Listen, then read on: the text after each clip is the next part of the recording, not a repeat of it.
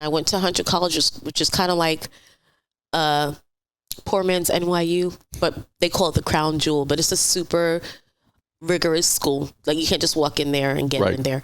And I was just not. It was good, but I was just kind of like, I was getting that feeling again. I was getting that itch. I didn't know it was like the military nudging me, but anyhow, around 2001 is when I left, or was beginning to leave, because I knew I wanted to go to the military after 9/11.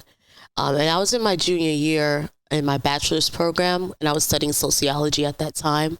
I studied psychology and liberal arts and sciences with my associates in 99. Then I turned around and did sociology, and all my coursework was sociology up until the junior level, where I paused and I was like, okay, this is good that I'm accumulating this knowledge, but I want to help my country after I saw what I saw. And why the Navy as opposed to the other branches? Well, at first, I tried to sign up with the Air Force, but as you can imagine, the Air Force had no problem with their quota. And so the Air Force recruiter guy was like cruising. He was barely in that office. I went there 3 times. I was like, and then the Navy guy, you know Navy guys, right? So he's like, hey, where you going? I was like, he started courting me and was like, where are you going over there? I was like, because it seems nicer. He said, they don't have as much help with college. I know you want to go to college, and that got me, because I wanted to be able to pay for college and not have to worry about anything else. My funding was dwindling, because after the bachelor's level, the Pell Grant starts to wear out. Right. So it was getting to that point where I was like, okay, I want to do this for multiple reasons. I want to serve. My family's done it, and I want to give back. I think that'll build my character, and I want to help toward this fight that we're in. And then it would be nice not having to worry about where my money is coming from and not relying on my mom. And so I went to the Navy, and that's when my dad had his 2 cents.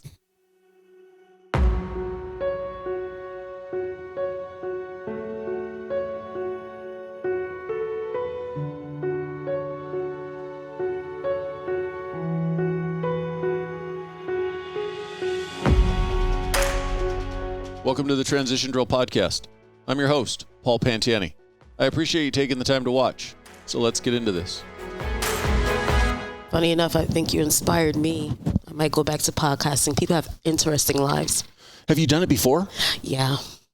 What took you away from it? Just, people don't respect the art. And I didn't realize how attached I was to it. I felt like, you guys ignoring my stuff? That hurts. You know what I mean? I feel you.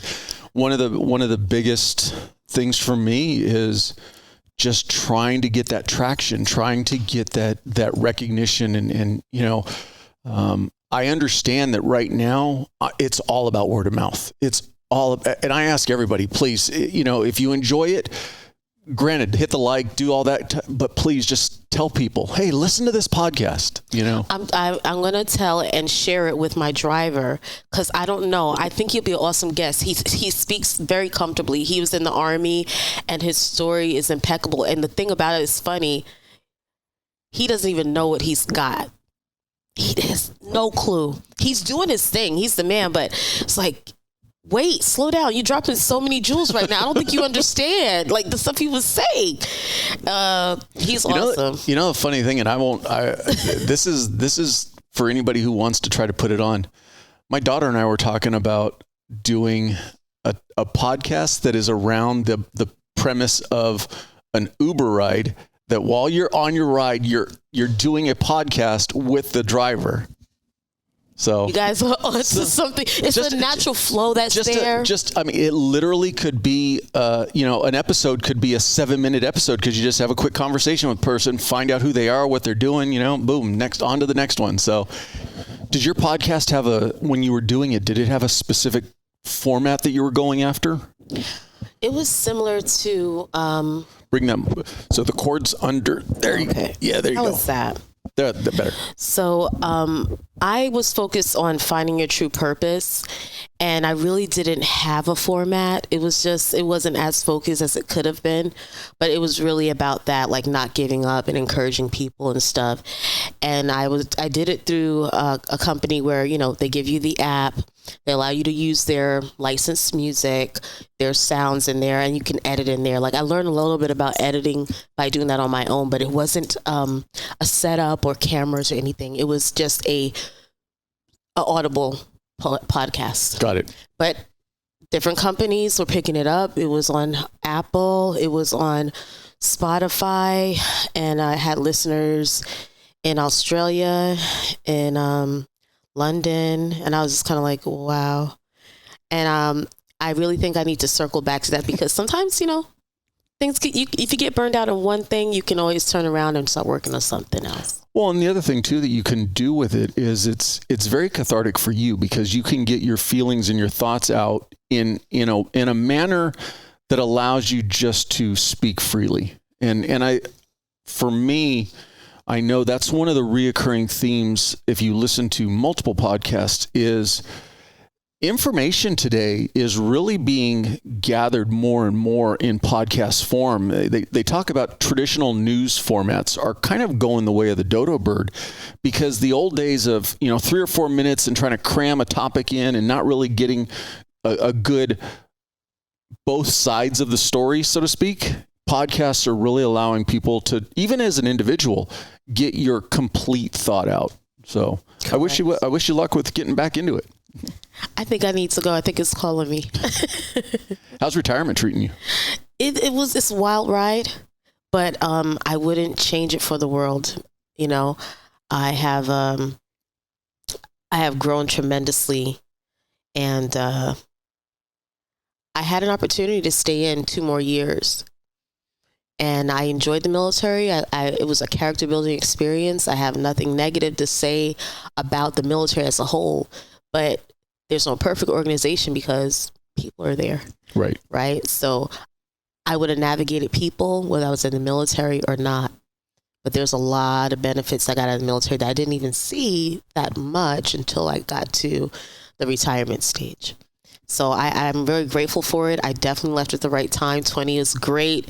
22, like, no, there's no amount of money they could dangle in front of me to do another 2 years, because someone told me, when you know, you know. When you know, you just know that, okay, now it's time for me to pursue chapter 2 of my life. So, yeah, that's my perspective on that. Now, going beyond 20, is it kind of one of those things where if you're going to go beyond 20, just go to 30? Or is there a benefit to maybe just doing a couple more years? I mean, what do you really gain by just 1 or 2 more years? Your question is my answer. Okay. And that's what I asked myself. And to be honest, the military is a business. I think those 2 years are teaser years to get you to look at more milestone years. Like, why don't you try 25? And then the end goal is probably 30. But just like you asked, what is another 2 years going to do? Now, for someone, it could be the world.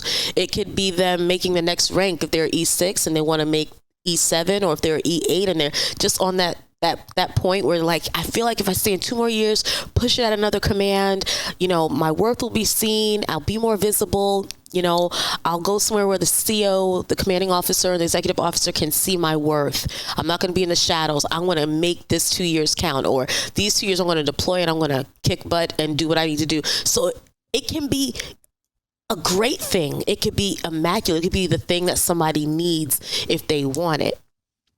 For me, I had a perspective of, well, I don't know if I'll feel any different 2 years from now. And where do I want to be 2 years from now? And I didn't see myself being in the Navy as a sailor for another 2 years. I saw myself doing speaking and encouraging others and coaching and consulting. I saw that, and I started to tap into that during my retirement a little bit. So then let's take it backwards. Let's go to young Shante. Mm-hmm. Where's hometown, or where'd you grow up? I grew up in Long Island, New York, in a county called Suffolk County. My first experience in New York, I remember I was in Central Islip, a nice, suburban town, super busy, but a very diverse environment. It was just very fun during that time. So I stayed there all throughout, like kindergarten through 12th grade. I stayed in the same area, maybe moved a few towns over, but my nucleus of friends was pretty much the same. We grew up together, Was your family generational in Long Island, or what took your mom and dad there, or were they grown up there also?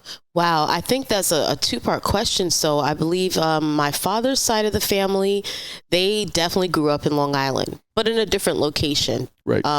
So wherever they were, they grew up there. My mom did not.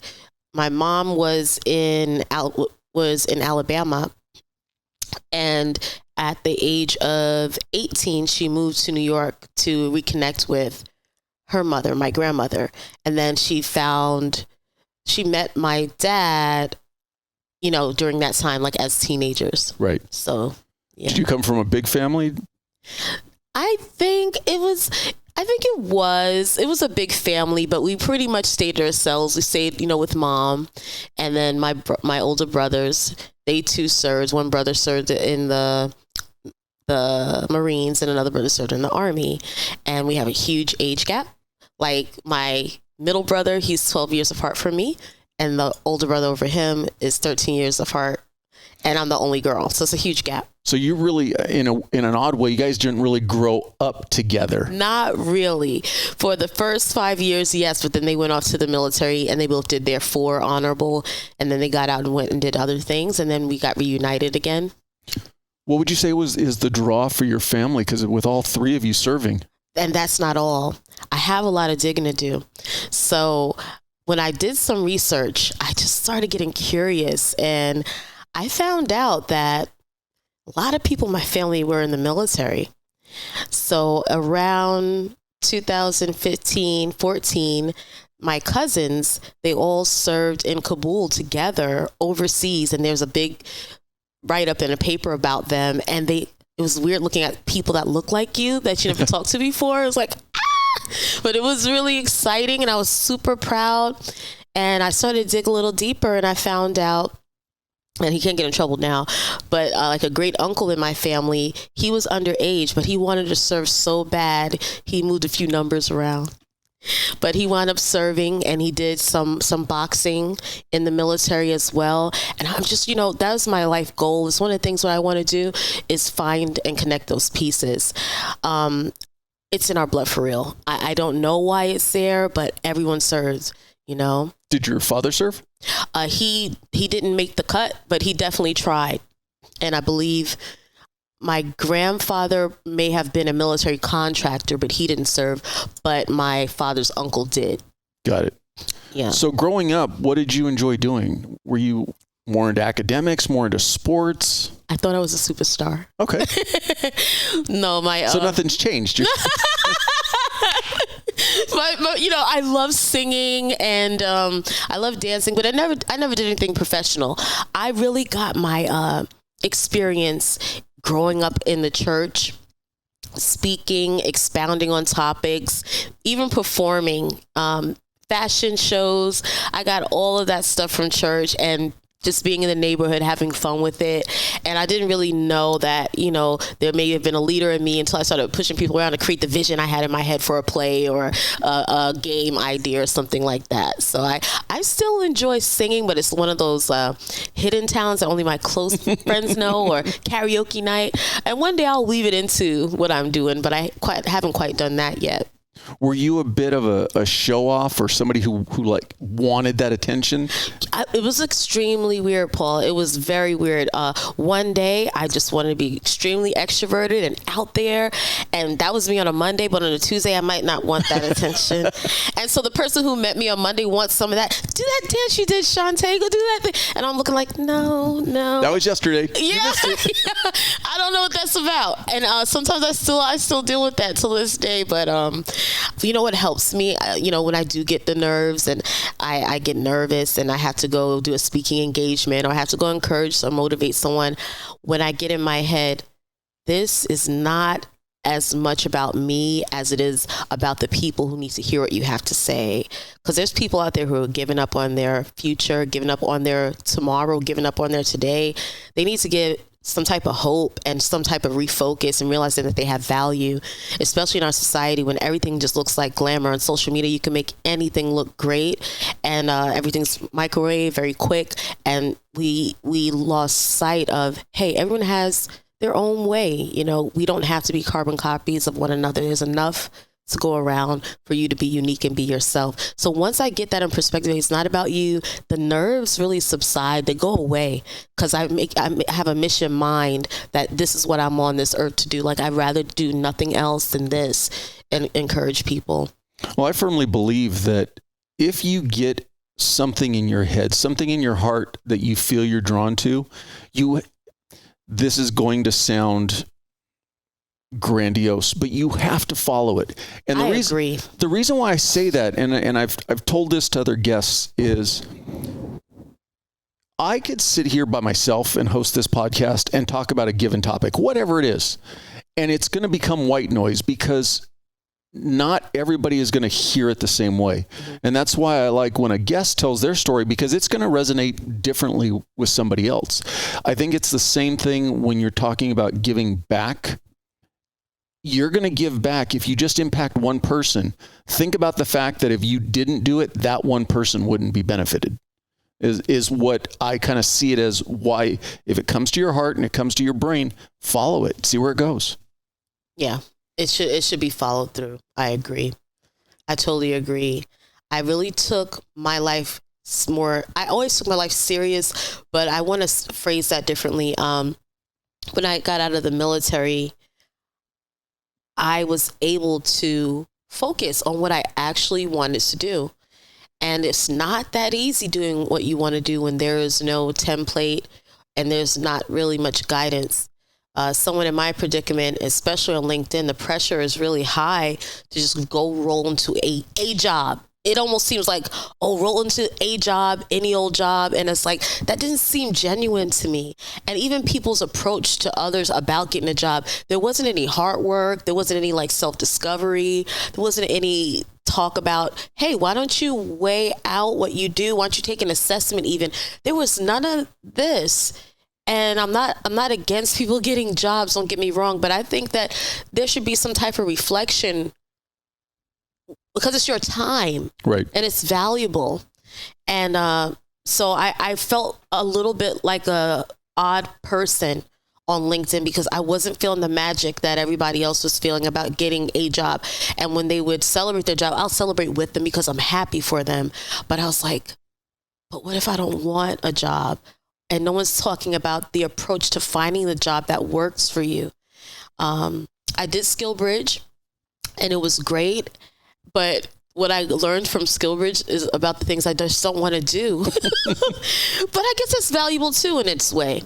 But I wasn't able to really connect with my peers because a lot of my peers wanted to roll right into a federal job, wanted to work anywhere they wanted to. And I'm glad that they had that, but I just couldn't find myself in that path. And I actually had to stop my job search to hear my heart. Well, and I think, unfortunately, a lot of people, and that's the whole point of this podcast, is to start thinking about it today for when your transition is going to occur, as opposed to getting to your transition and just thinking, oh, well, I'll just take the next job. It's not about taking the next job. It's like you said, it's doing what's right for you. And the next job may not necessarily be the best for you, may not be the best for your family, may not be the best to feed your soul. But if you don't put any thought or process into it ahead of time to try to get an idea where you think you might want to go, you're just going to be floundering when you get there. That should be a post because it should be a post because, again, the end goal isn't just getting the job. It's about where do you want to be? But you know what? I have to give credit to my peers and credit to those transitioning out of military jobs, or I would say paramilitary jobs. It just might as well be the military, right? Federal government jobs, because when you're trained, you're trained. And all you're seeing is I was able to provide for my family in this situation, and I need to provide for them ASAP. Those months go really fast. And so there's a feeling and a sense of urgency there that some people have to just go and do what they need to do. But I just want to encourage everyone, if you don't feel any guilt whatsoever, but if you feel the need to do it, I understand, but please make time and allow time for yourself to eventually say, okay, I eventually have to move out of survivor mode and do what suits me just for my mind, for my wellness. Because when you do that, you create a whole nother environment. And trust me, people will support and rise to the occasion about the thing you care about.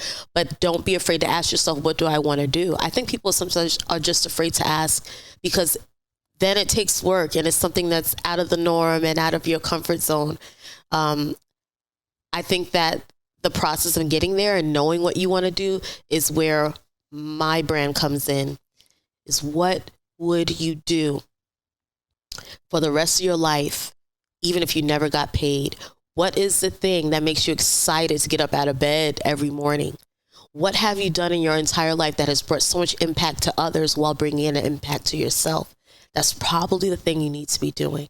It goes back to that old saying that we've heard it a million times. Find that thing that you love to do and you'll never be working a day in your life. Correct. And I don't hear that enough anymore. You got to get back to not just paying bills and not just surviving, but we're here to live a life and make a life.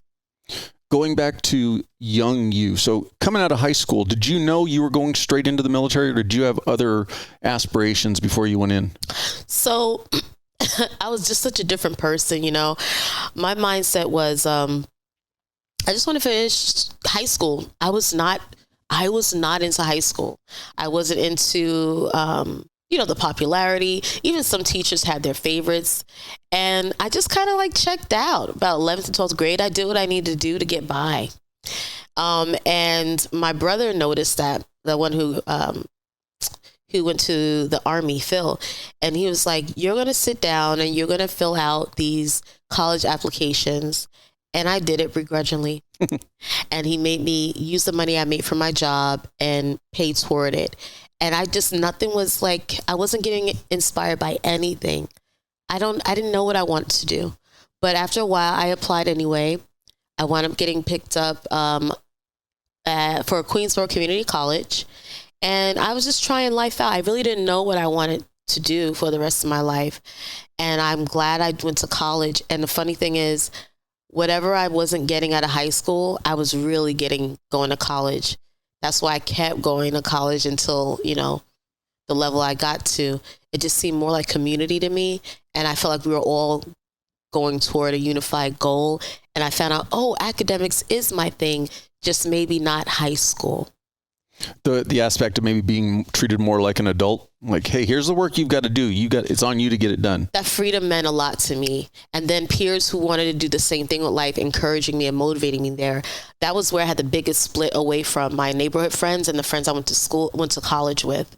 But it helped grow me a lot. And I almost thought maybe it wasn't for me because I was on the dean's list. I did really academically very well in junior high. And then it kind of like tapered off in high school. I would never know that to this day that I would even be go to grad school. That was not. You and me both. I said stuff and answered my parents and older adults just to get them out of my face. But it wasn't in my heart though. So being the youngest and the baby girl for your parents, what were they wanting for you? Were they wanting college or did they kind of let you make your own choices? My mom gave me a lot of freedom of thought, but she just knew that there's something, there was something special about me. That's how she put it. And she always encouraged me. But when I really started getting like a sense of purpose, I learned about my academics and I wound up doing very well at community college because the classes were smaller and the teachers were spot on and I had a sense of community. It's something about hanging around peers that are doing what you're doing, going where you're going. That helped me a lot, that collaborative environment. Where in Long Island, it depends on what side of the tracks you live on and how people relate to you. And if you just weren't super rich, you didn't get that much attention. But anyhow, I loved the community college experience. I went and I applied to a better school, Hunter College. I got denied the first time, and then I got accepted. Somewhere in there, I applied to NYU. I got accepted, but even with the scholarship, I could not pay, so I had to deny it. But what were you looking to study at that time? This is funny. My teacher that put me in for the scholarship that I received said, "You are a teacher. You are a speaker, and you are a teacher. And I didn't ask your permission to put you in. I put you in. You need to do it. And I know when you write your essay, you're going to get accepted." I said, "You really think so?" I was like, someone believing in me, Paul, meant so much. And I think I still am in education to this day. I wish I could look her up and thank her. And I educate till this day. I educated in the military, but it was my teachers like that, the people that you never thought, that really pushed me and inspired me. Like, it was important for me to get like A's and B's in college, but I applied all of myself. My father's perspective, he didn't have much of a say.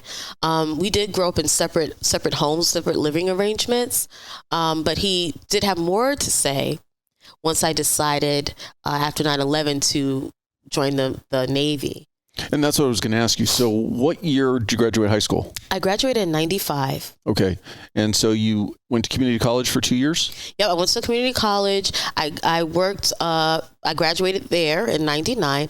And then I went to Hunter College, which is kind of like poor man's NYU, but they call it the crown jewel. But it's a super rigorous school. Like, you can't just walk in there and get in there. And I was just not, it was good, but I was just kind of like, I was getting that feeling again. I was getting that itch.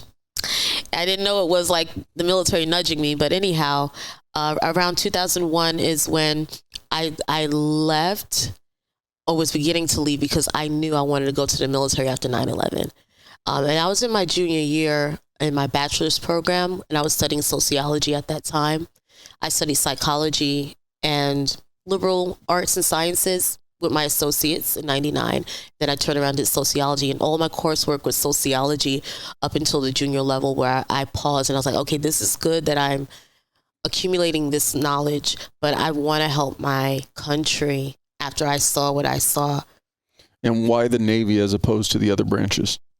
Well, at first, I tried to sign up with the Air Force, but as you can imagine, the Air Force had no problem with their quota. And so the Air Force recruiter guy was like cruising. He was barely in that office. I went there 3 times. I was like, oh, and then the Navy guy, Navy guys, right? So he's like, hey, where you going? I was like, he started courting me and was like, why are you going over there? I was like, because it seems nicer. He said, they don't have as much help with college. I know you want to go to college, and that got me, because I wanted to be able to pay for college and not have to worry about anything else. My funding was dwindling, because after the bachelor's level, the Pell Grant starts to wear out. Right. So it was getting to that point where I was like, okay, I want to do this for multiple reasons. I want to serve. My family's done it, and I want to give back. I think that'll build my character, and I want to help toward this fight that we're in. And then it would be nice not having to worry about where my money is coming from and not relying on my mom. And so I went to the Navy, and that's when my dad had his 2 cents. He was not for the Navy, or was not for the military? He sits me down when he found out. He goes, Shante, I heard you want to go to the Navy. Are you sure you want to do that? And me being the very non-sarcastic New Yorker I was, I go, You're saying that sarcastically, yes, right? Yes, I am. I go, Dad, I'll stop everything right now if you have some money set aside, a trust fund that I don't know about. You got anything like that for me? Oh, no, I don't got anything like that. I said, well, guess what, Dad? I guess I got to go.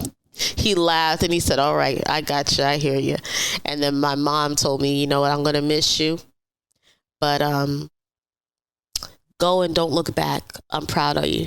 And I remember she cried. She cried a lot. I cried a lot, and we left. We said bye like 5 times. But she really supported me. Yeah. Your brothers didn't try to push you towards the Marine Corps or the Army? My brothers didn't think. Well, I was even though I had a serious side, but I have super silly, goofy side. And so my oldest brother, Greg, he goes, let me show you how to do formation. Let me show you, how to march and stuff.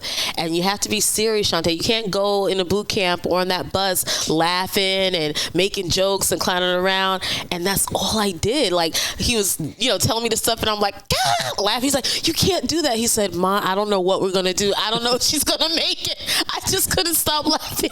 Don't move her stuff out. She's going to be back quick. Yeah, because that's what everybody thought. He said, you mean well. I don't know. I love you and I support you and I think you can make it. But I don't know how you're going to, I don't know what they're going to do to you in there. I wound up making it. I wound up doing fine. I wound up staying way longer than everybody thought. I became a lifer. And that was going to be my follow-up question. So you went in what year? I went in 2002. And in your mind, was it one enlistment, get the GI Bill and get out? Or were you thinking career when you first walked in the door? I waffled back and forth from the beginning. What happened after that first enlistment was I could not find a reason to go back. Nothing was drawing me there. Friends missed me, but I realized that they missed me being around. The same question I asked my father, I challenged myself. I said, do you have anything for me? And I was like looking at New York, do you have anything for me? And I couldn't find myself there. It was really a part of my development, personally, professionally, and friends would say, hey, why don't you come back with us? And I'm like, and do what? So I feel like my purpose wasn't finished in the military. I had I grew a lot. I learned how to lead and I was getting paid to do it. And it was just a sense of unity there that I felt I wasn't willing to sacrifice and let go of just yet. Now, I couldn't say that because it sounds very corny, and I didn't want to be embarrassed, but that's what it was. It's like, no, this is good. This is good. And you ultimately finished your career in the JAG unit or the JAG Corps. Yes, correct. But going in, what were you thinking you wanted to do? Did you have a concept of the military or just, I'm going in the Navy and they're going to tell me what to do? So thank goodness, I guess that they had bad experiences with that and a poor retention rate because of that mindset. So what the Navy started to do when I was coming in, it was a program called the Delayed Entry Program. And in that program, you get to examine what it is you want to do. You get to do some physical conditioning, and they teach you, okay, these are your general orders. These are the military terms. This is how you tell time, and just the basic of, housekeeping that you'll need to know when you enter boot camp so you can really get along as best as you can and what's expected of you, because you start studying immediately. There's test after test after test to complete in boot camp, mentally, physically, all of that. So that is where in the Delayed Entry Program, I learned my career path. I knew it would be administrative in nature because I wasn't attracted to anything else. Nothing on the air side.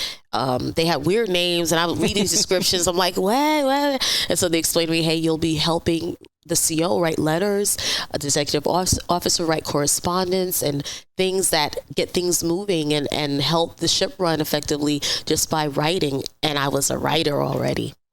And I already published my first poem, and I was very much into poetry. And I was like, I know it's not the same kind of writing, but I can use some strengthening with my writing. And so I knew it was going to be administrative. And so there was a track called general administrative track. That's what I did. So with that, again, it's more like a career option. I see what it's like to work with the captain.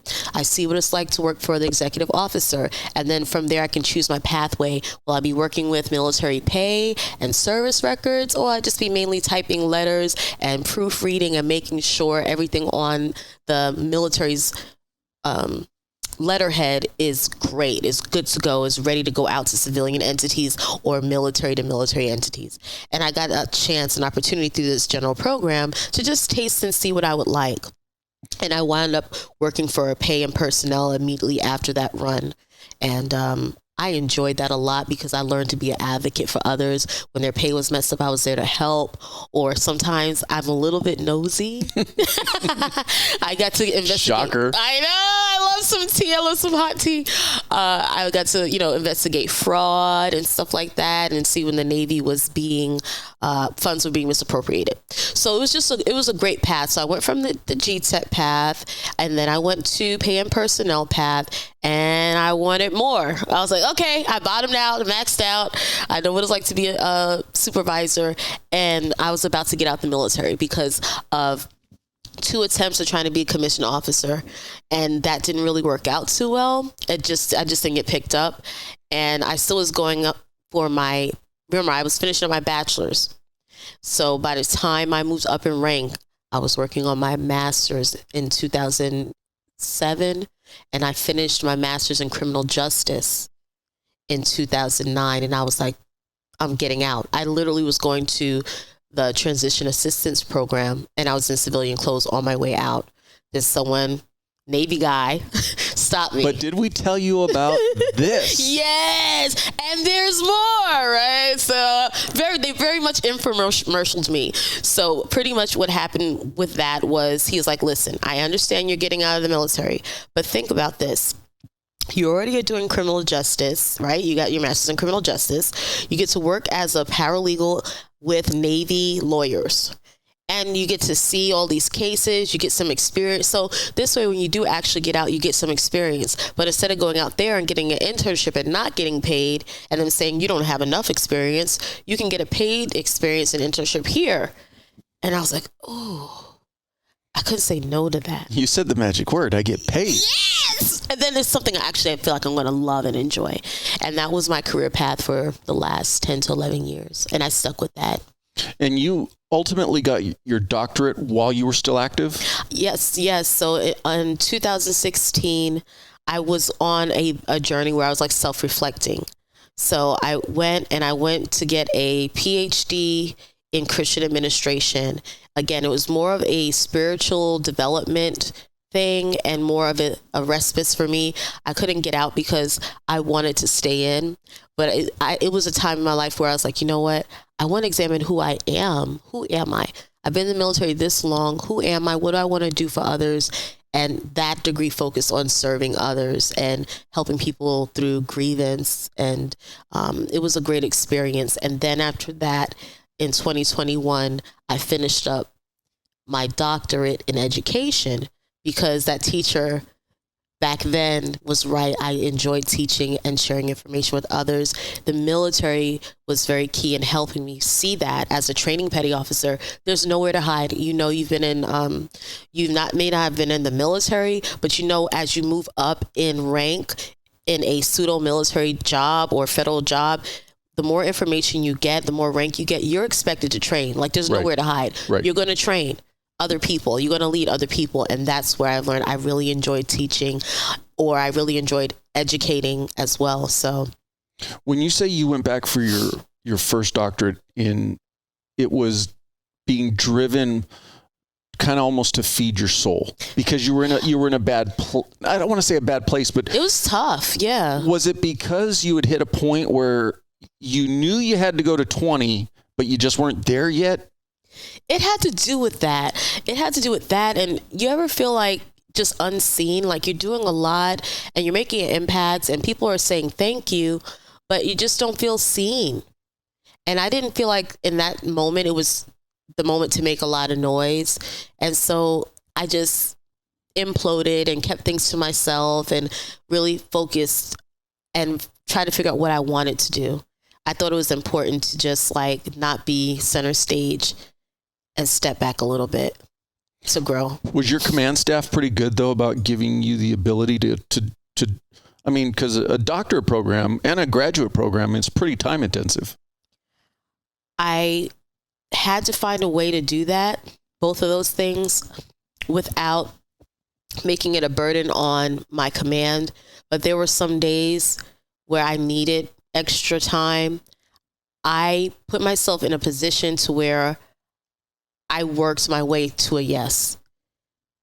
Covering all bases, making sure people are taken care of, checking and checking again, communicating early and often, even if it was embarrassing, just being very transparent.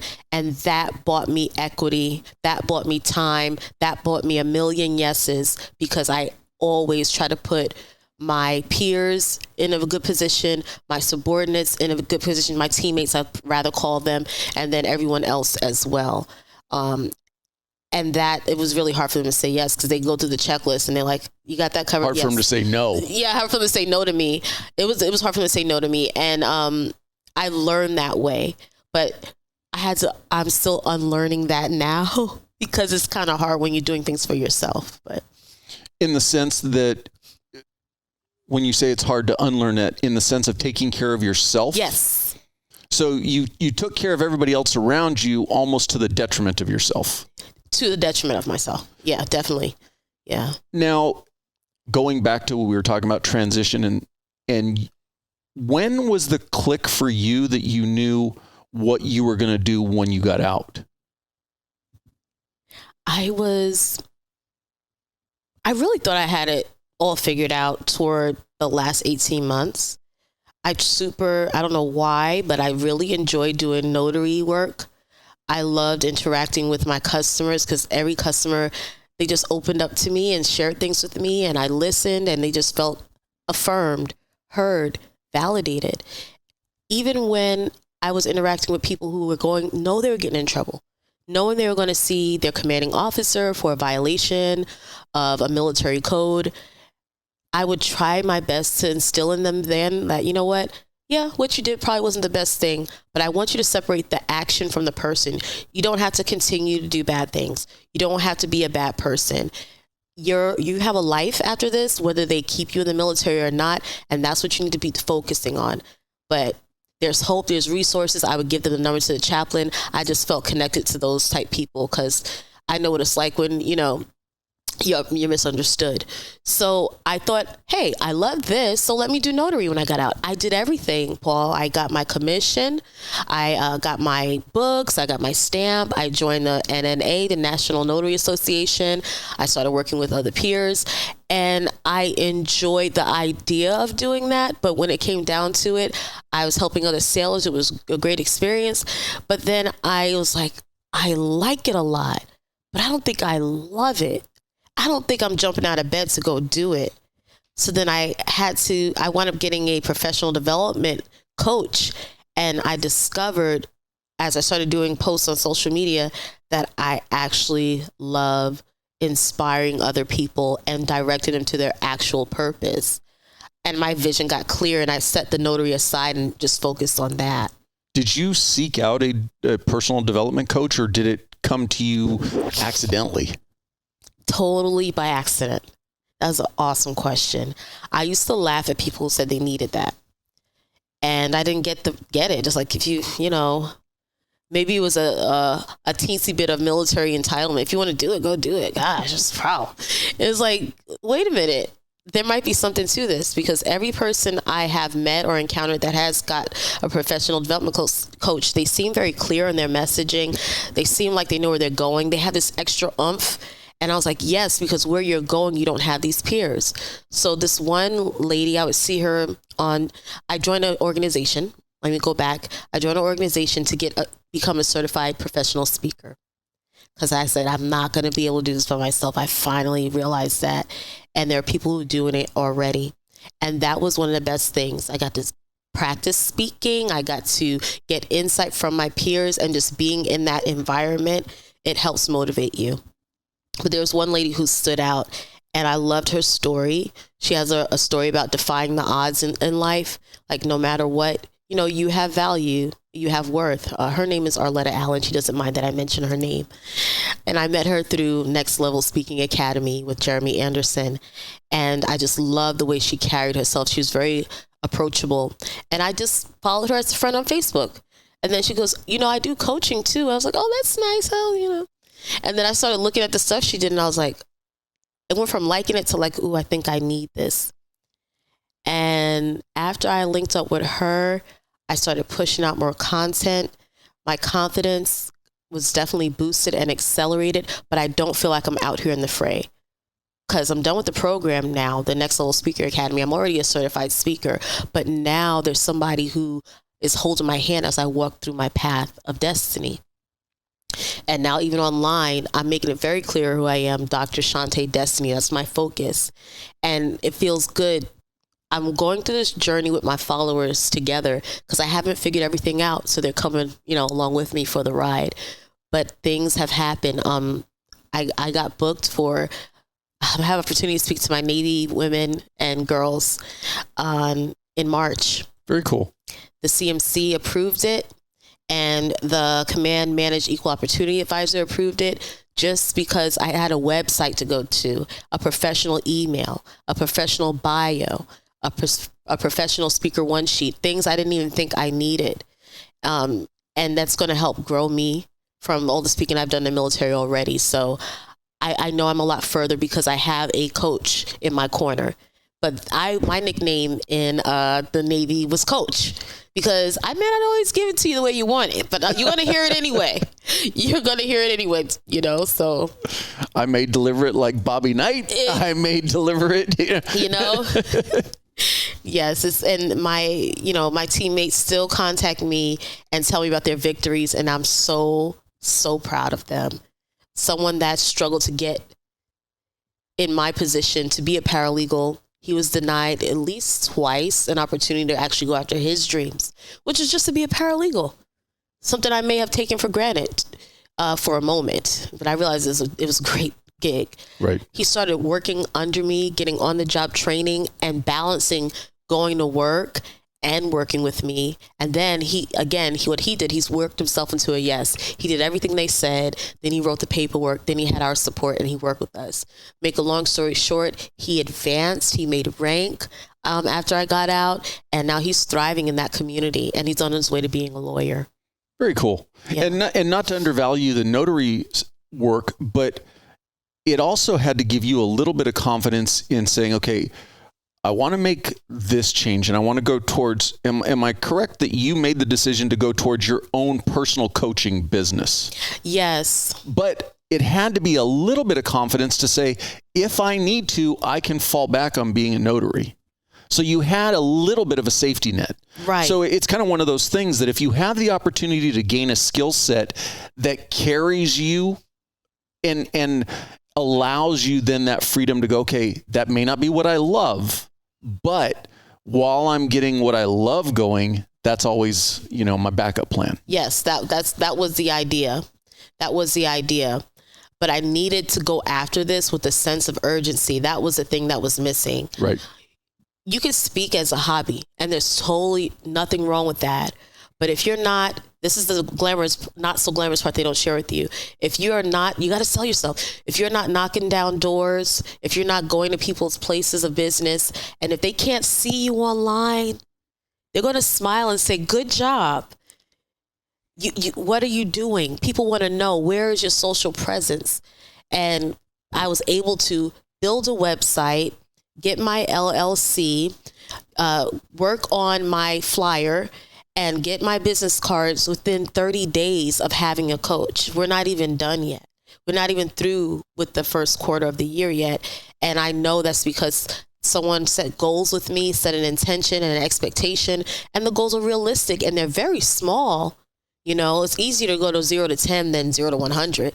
So that's where I'm at. I'm at my 0 to 10 phase, so that when those opportunities come, I can fly. And so as someone says, where's your website? I can show them that. I can do that. But it's hard when your mind is on the arts and this is a business. This is like massaging a part of my brain that I'm not used to, but it has to get done if I'm to be taken seriously, because I'm putting myself in the seat of a customer or someone who is a stakeholder and going to be like, okay, where's your Google review page?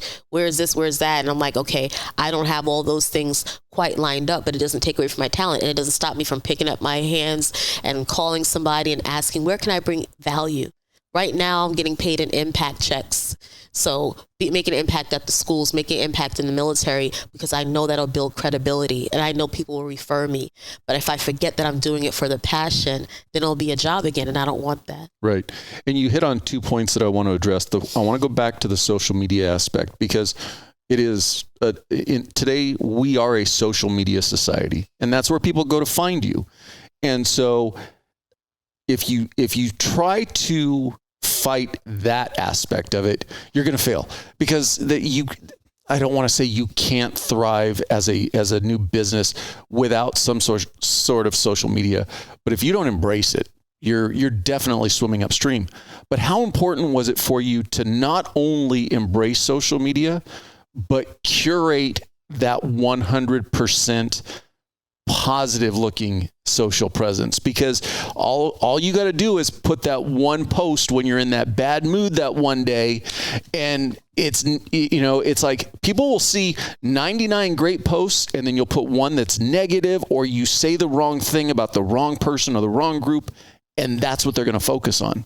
Was that something that you were told or guided on? It was something that I know, especially, I have to go back to LinkedIn. You get these positive people, super smart people, and then they'll say something that's heavily opinionated. And guess what? Like you said, everyone has a right, to their opinion, but what can that opinion do? Is that going to draw in the audience that you want? I feel like the military has helped me. It's like, you need to know the difference between a living room conversation, a friend conversation, and how you're presenting yourself to the world. This is your social capital. If you have not given money, if you have not received money to be seen, or if no one came and sat in your living room and they never met you before, this is their way of doing that. So how do you want to be presented? And you could come very strong and very opinionated and be well-meaning, but it's like you really are your own public relations person online. There were times where I looked and I was like, this isn't wrong, but this may cause harm. So I think I'm going to not write what I'm thinking right now. Because again, I want to serve a general audience, and I have a specific audience that I'm reaching out to, and the people that I'm reaching out to have been hurt, have been disrespected, have had doors shut on them. And so what I don't want to do is shut the door on my strong opinions on people who need to be handled with kid gloves. There are people just like resurrecting their careers, or they're going back to what they actually want, or they don't have any support system. They're trying to figure things out. And so it's like, if I just focus on what I'm supposed to do instead of reacting to a post or reacting to what's going on in the world, then I'm helping myself.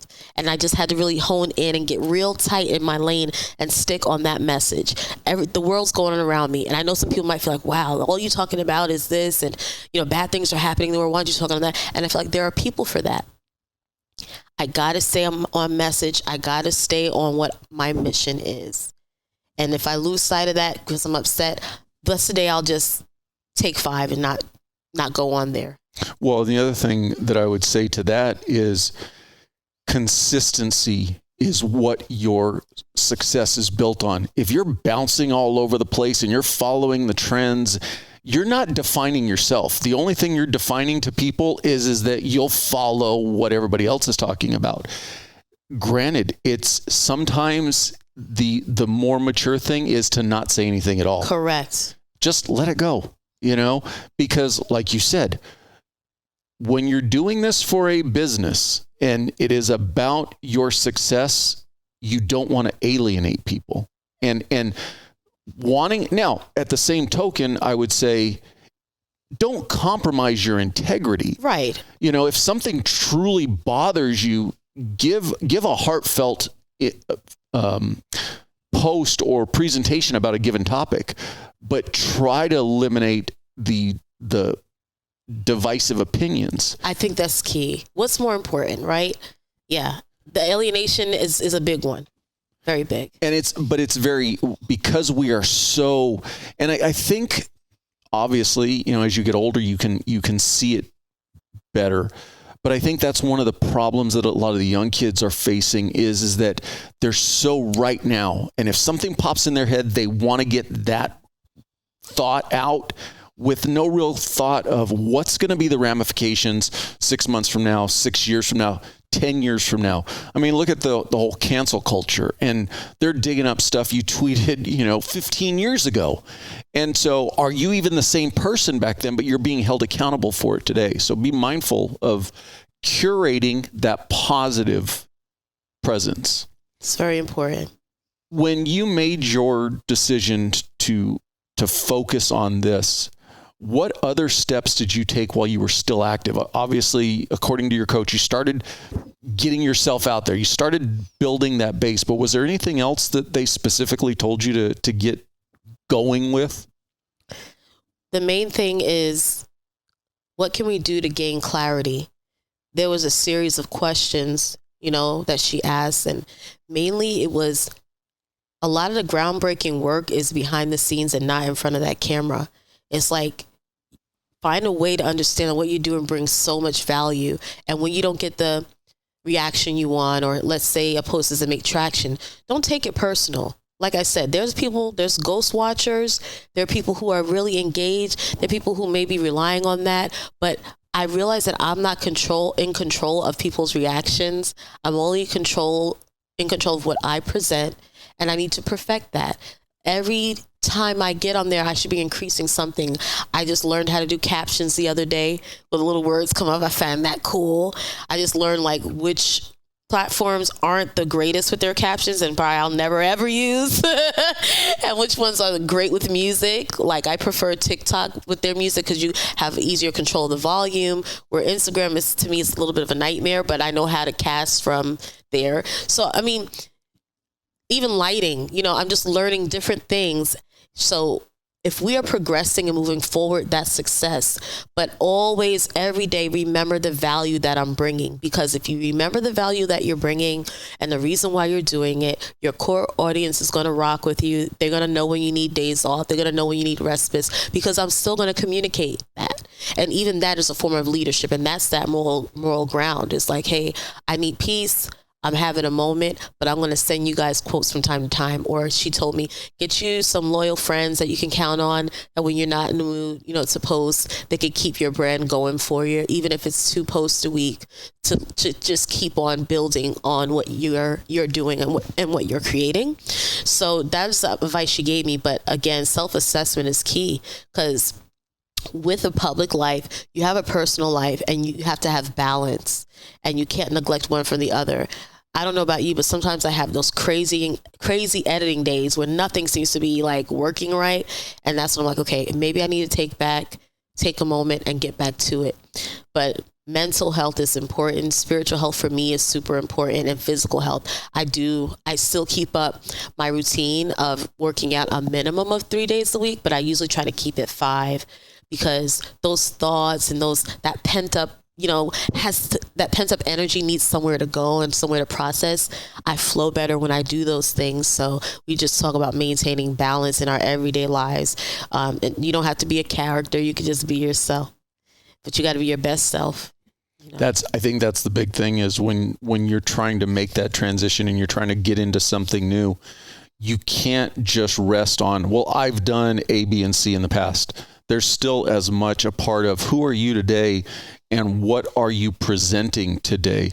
I think for many of us coming either from the first responder community or the military community, we tend to bring a great sense of just show me the task and I'll get it done. But people also want to know who you are as the person.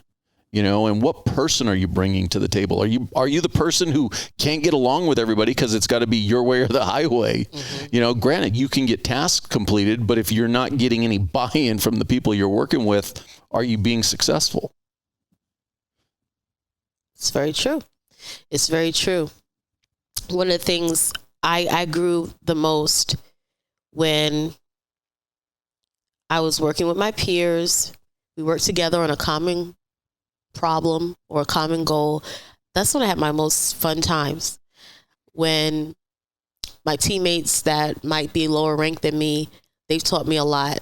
And I try to create an environment, and I did create an environment where, hey, if I'm wrong, pull me aside and tell me, because I might just be going on all cylinders and have this task-oriented mindset, which is a lot of the times necessary in that environment. But if I'm bringing a tactical approach to a compassionate situation, I asked to be redirected, and they helped me, and that helped me grow too. And so I was transitioning way before I got out, because I got blessed with having some good teammates like that. And we got to talk and break bread and share stuff with each other. And I know that it's not celebrated as much, but proper intrusive leadership can really make a beneficial environment. Actually sitting and asking someone, how was your weekend? How are you doing? Are there some head hurdles you're going through that is making it hard for you to function today or this week? And they'll share with you, because we had to get some type of proximity. We had to get some type of transparency, because we're working with each other day to day. So when I created that environment, I knew some days for them would be half days and I had to stay, and that's fine. I needed to know, hey, I noticed you stopped going on your gym routine, on your physical training routine. Why did you cut that out? Oh, I don't have enough time. I was like, no, you always have enough time to work out. It's not that big portion of the day. Start with 30 minutes, because we were recovering, Paul, from COVID. We were recovering from that isolated, polarizing environment, and having to come back to function, going back and forth from being at work and then being at home. The home doesn't magically turn into the office. Our children have needs. They come to us, they interrupt us. And even though there was a natural reaction to say, hey, make sure your environment's quiet, in reality, that wasn't always possible. So now our mind is shifting from that to having to come to work daily and having these long routines, taking temperatures, because we were in the customer service business, wearing gloves, wearing masks. When can we wear them? When can't we wear them? Are customers able to come in, or are they standing outside? We're doing business through a window. It just was such a transition and a change. So when I saw the health of my teammates change and mine, I struggled with my weight too, and trying to get things back in order. I said, we're going to get there together, but it's not really, we have to do it though, because what's behind that is so much bigger. And so what we did, we allowed each other time. Even if we had to, have a weird lunch, like maybe 10 o'clock or maybe a 1 o'clock. It's like, let's build gym time and physical training into our day. I'll allow it for you. You'll allow it for me. We'll allow it for each other. We'll have each other's back, which means the training had to be A1. Everything I can do, you got to be able to do. So you got to get your commission. You got to do this. You got to do that. So it was a great experience, and it made the environment better. And like I said, I venture to say that now that straightened out. We're where we want to be, and we're still working toward being better. But I had to change that mindset that work comes first. Well, when your life is most hectic is when, in my opinion, when you really need to dive into regiment and schedules. Just create a schedule. Don't overthink it. Don't look at this massive big picture. Break it down into, okay, you know what? Every morning I'm doing this. Every morning I'm doing this. At lunch I'm doing this, and go back to bringing control to chaos through routine. Yeah, what you said. When I fall off, and I'm like, that's what's missing. I always wind up back to routine. I always come back home. I'm very blessed. I was in the military. I've learned that, but you find your own routine even within that. Well, I think as human beings, we're creatures of habit. And look at, anybody listening right now, just think of your daily life and think how your life goes when you have a routine and you do the same thing over and over. It's not that some people say, oh, routines are boring, but routines keep you on track. Right. It's when practical example, the holiday season. Oh, it's the holidays. I'm just going to eat a little bit more. It's just the holidays. And then January comes, you go like, where did the 30 pounds come from? Because I got out of my routine, So when you're in the middle of chaos, embrace, routines, and they'll get you back on track. Right. So now we're at you've got your own. We'll call it a business, a company. Somebody's coming to you as a client. Walk me through what is it that you provide to them, or what would they be getting from you? Yes. So at this part of my journey, I'm still building my business. And yes, I am accepting clients. So my primary focus right now is how I can bring value to your school, through talking and discussing social emotional learning, professional development. We all took a hit during COVID. We need a mindset switch. We need something that's going to ignite us. It's going to light us on fire and keep us focused on our divine purpose. Why did you begin to teach? What drew you to teaching? What got you into education? And what do you need as a support system to make it better? So I satisfy two things.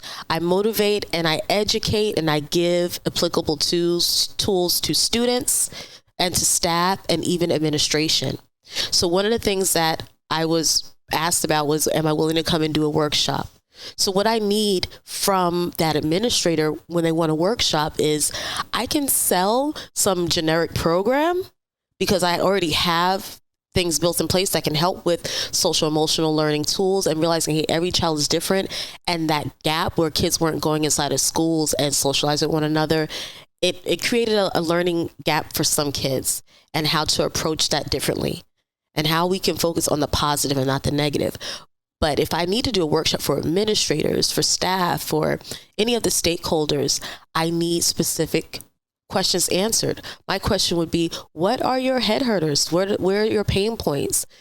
Is it efficiency? Is it communication? What is it? Because one of the gifts I received from the military is we get taught various training, stress control, suicide awareness, all types of things. But for me to be genuine to their cause, to that one school, I feel I'll be doing a disservice if I'm not specific. So it takes communication. Now, administrators are busy. I'm not always going to get an email return the day I ask. So I follow up and I show up and I just make myself available to them and have meetings. So that has been working. I was told that I was going to be hired for a workshop, but she said she'll get back to me because her school's doing a survey, and she's taking it seriously like I am. Like, right. Let's really do a real assessment. How many times have you sat in a chair and your organization was giving you training and you're like, huh? What? Why are we here? I don't want to be that person on the other side that they're staring at me and have no idea what my purpose is. I want to know that I'm hitting the pain points and making that school better. So I am a community partner with my daughter's school. I told them, you're not getting rid of me. I am attached to this school thriving because my baby's in here and these other children are in here as well. And so they said they'll get back to me, and I trust that will happen. So that will be my approach for every client. And then there's impact work. There's things that I'll be doing for women's shelters and children's shelters where I'm just giving impact. And if they so choose to invest in me, then yeah, we could talk numbers and how often I could come back. And I really want to be genuine about building a program around their needs. I don't just want to take a Band-Aid and slap it on to what I think they want to hear, because then I'm not being an effective listener. One of the key things for me to be an excellent speaker is I have to be a great listener as well. I don't want to talk just to hear myself talking. So, have you made the conscious effort, or in conjunction, are you seeing that more potential clients are wanting in person, or are they still pushing for the remote Zoom, Teams, and are you trying to push back against that? I'm open to whatever format works for them, but people have literally said, no, we want you in here. We want your energy in here. We want you to come and break the barrier. We want face-to-face. We want the human touch, a sense of compassion and humanity. We want people. That's why we're here. That's why we're needing help with social emotional learning, is because we've missed it. So you're finding that more and more are actually demanding and wanting us to go back to old ways of in person. Yes. The executive directors I've spoke to, they want in-person workshops. Even if they have like a little small nucleus of people, they want that. When it comes to board meetings, they're still in person. So everyone at least where I'm at, they want that human touch. They want it in person versus a virtual. And coming out of the Navy and having been from New York, you're now here in California. Did you make the conscious effort to stay in California because you think your business can best thrive from California? Or was it just like, hey, I just like California better than New York? It was a little bit of both. No, I really came here because, my family was here. and things seem to be working out and working out well with my children and things like that as they transition. And the school system that I'm around is a charter school, and that my daughter, she enjoys that a lot. But yes, for a business where, like I said, my business is speaking and also consulting. I have not begun the consulting piece yet, but I'll tell you that the need is there. There's so many schools around. There's so many opportunities. It really wouldn't make sense for me to leave or go anywhere.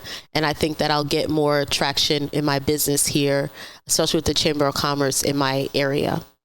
So you'll be able to clearly grow your business and then obviously as it grows, you can go to your clients wherever they're at. Exactly. If somebody wants to get in touch with you and get more information about what you offer and how you can help, what's the best way to get in touch with you? Well, the best way to get in touch with me is through my website.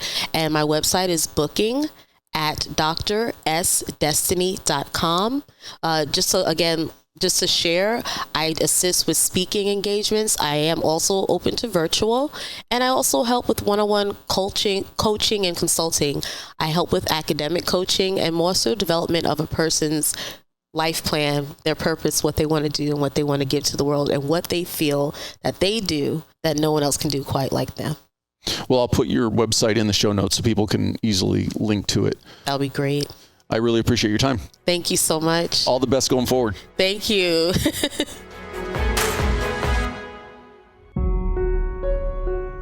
I appreciate you watching. But before you go, if you like the video, please hit that subscribe button. Also, any comments are appreciated. Thank you.